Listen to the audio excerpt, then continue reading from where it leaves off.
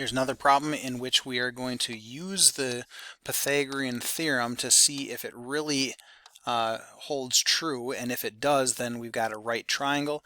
If it doesn't hold true, in other words, if they're unbalanced and this side is larger, that means it's an acute triangle, or if this side would be larger, then it must be an obtuse triangle. So let's plug in what we know. Identify the longest side, which is over here at 10.5. That would be our C value if it ends up being a hypotenuse.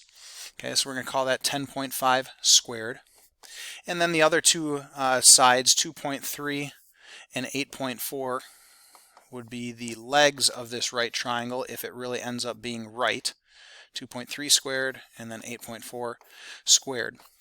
Okay, so if this is all true and it's balanced, it's a right triangle, but if one side's larger than the other, then it's either acute or obtuse. So let's see what happens.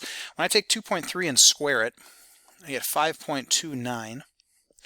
When I take 8.4 and square it, I get 70.56. And when I plug 10.5 squared into my calculator, I got 110.25.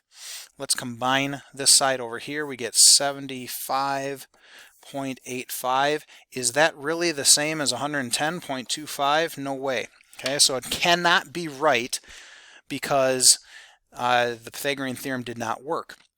Since this is the larger side, which is C by itself, that means we have an obtuse triangle.